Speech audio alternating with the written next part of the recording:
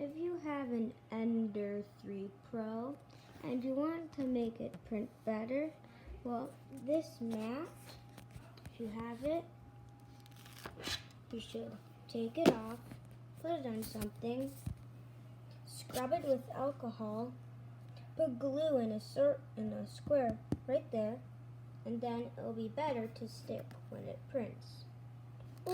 And once you print, you can make sure you can get a Post-it note and put a Post-it note right up through the nozzle to check and to make sure it's not touching